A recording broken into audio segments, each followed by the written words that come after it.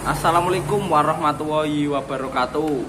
Oke, kembali lagi ke channel saya Bosku di SJA Mebel Jepara.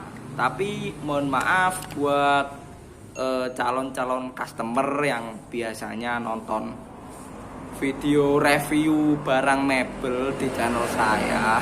Karena akhir-akhir ini saya ini lagi memenuhi tugas UTS dari dosen, salah satunya ya ini saya membuat tugas UTS dari metodologi penelitian. Oke, sebelumnya kepada Pak Purwo selaku dosen pengampu mata kuliah Metopen. Nah, sekarang saya akan menjawab tugas-tugas dari pertanyaan yang sudah diajukan oleh Bapak Purwo. Pertama adalah bab 1 tentang perspektif metode penelitian kualitatif dan kuantitatif. Soal pertama, jelaskan pengertian metode penelitian secara lengkap. Oke. Menurut Sugiono, pengertian metode penelitian adalah cara ilmiah untuk mendapatkan data dengan tujuan dapat dideskripsikan, dibuktikan, dikembangkan, dan ditemukan pengetahuan teori untuk memahami, memecahkan, dan mengantisipasi masalah dalam kehidupan manusia. Oke. Kemudian secara umum ada 3 metode penelitian yang umum digunakan. Yang pertama ada metode penelitian kuantitatif. Lalu ada metode penelitian kualitatif dan metode penelitian kombinasi. Lanjut ke soal nomor 2. Sebut dan jelaskan komponen metode penelitian. Komponen. Pertama, data dan sumber data. Data dan sumber data ini harus dituliskan, termasuk sumber data yang diperoleh. Pengumpulan data sangat tergantung pada jenis data yang dikumpulkan. Apakah data kualitatif atau kuantitatif? Lanjut, jenis penelitian. Jenis penelitian secara umum dikenal dengan penelitian kualitatif dan penelitian kuantitatif. Pada perkembangan selanjutnya juga telah dikenal penelitian mixed method, yaitu penelitian yang menggabungkan antara penelitian kualitatif dan kuantitatif. Lanjut, bagaimana data dianalisis? Setelah data dikumpulkan, lalu data tersebut dianalisis dengan teknik analisis data sesuai dengan jenis penelitiannya. Oke, lanjut nomor 3. Jelaskan cara-cara ilmiah yang dapat dilakukan dalam metode penelitian. Pertama, identifikasi dan perumusan masalah. Lalu pengumpulan informasi, kemudian pengajuan hipotesis, melakukan eksperimen, analisis data, menarik kesimpulan, dan yang terakhir menguji kesimpulan. Biasanya menguji kesimpulan itu berupa saran untuk melakukan eksperimen selanjutnya. Lanjut ke soal nomor 4, yakni jelaskan tujuan penelitian dilakukan. Oke. Secara umum tujuan penelitian adalah yang pertama untuk memperoleh pengetahuan atau penemuan baru. Lalu sebagai pembuktian atau pengujian tentang kebenaran dari pengetahuan yang sudah ada.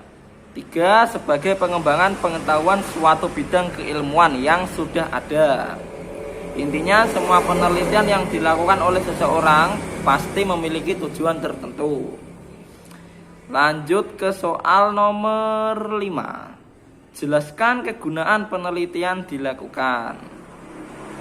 Pertama, menginspirasi penelitian lebih lanjut.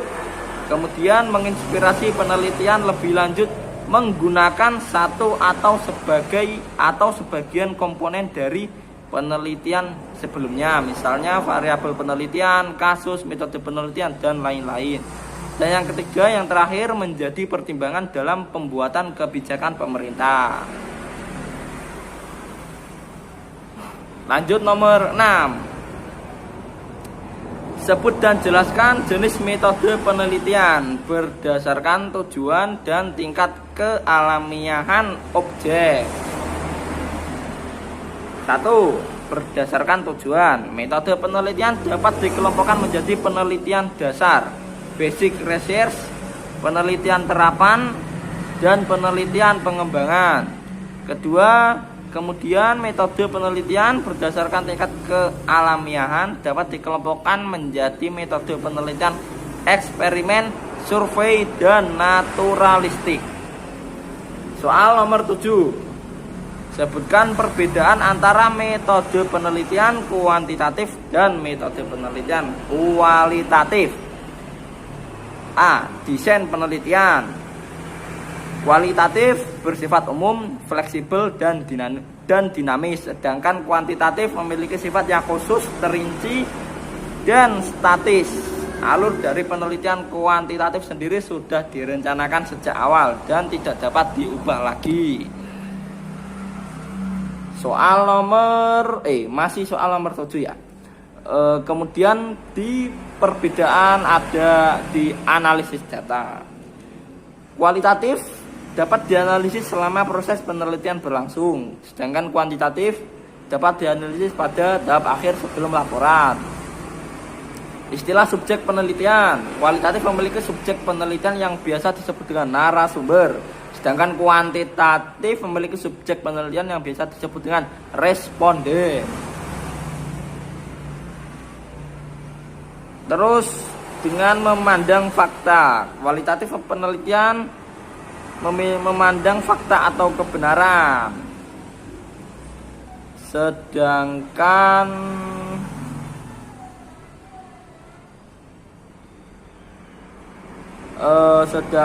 kuantitatif memandang pada objek penelitian di luar sana.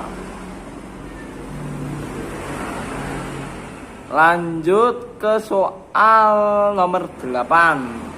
Jelaskan secara singkat kapan sebuah penelitian kuantitatif maupun kualitatif dilakukan. Oke, yang pertama kuantitatif. Ketika masalah yang akan dihadapi sudah terang dan benar-benar jelas, masalah tersebut bisa dipaparkan melalui data yang valid, baik sumbernya dari buku atau jurnal atau studi pendahuluan. Yang kedua kualitatif. Ketika masalah yang akan dihadapi belum jelas, masih ambigu dan tidak menentu. Misalkan peneliti ingin mengetahui kebudayaan suku Dayak, maka peneliti akan hidup di suku Dayak dan mengeksplorasi semua sisi kehidupan masyarakat suku Dayak untuk mendapatkan informasi. Soal nomor 9. Jelaskan kompetensi peneliti kualitatif maupun kuantitatif. Kompetensi peneliti kuantitatif. Yang pertama, memahami wawasan yang luas dan mendalam tentang bidang pendidikan yang akan diteliti. 2. Mampu melakukan analisis masalah secara akurat sehingga dapat ditemukan masalah penelitian pendidikan yang betul-betul masalah.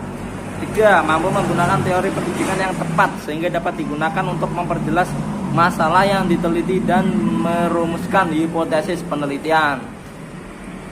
Selanjutnya, kompetensi peneliti kualitatif. Yang pertama, memiliki wawasan yang luas dan mendalam tentang bidang pendidikan yang akan diteliti.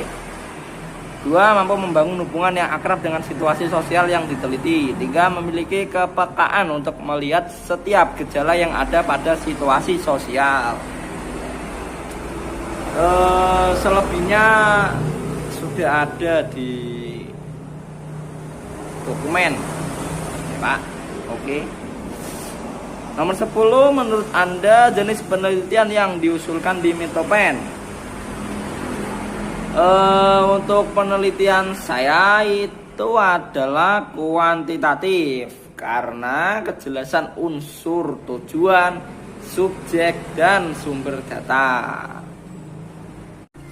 Memasuki bab 2 mengenai proses penelitian, variabel, dan paradigma penelitian. Yang pertama, Gambarkan proses penelitian kuantitatif dan jelaskan prosesnya secara lengkap. 1. Membuat rumusan masalah. 2. Menentukan landasan teori. 3. Merumuskan hipotesis. 4. Melakukan pengumpulan data. 5. Melakukan analisis. 6. Menyimpulkan.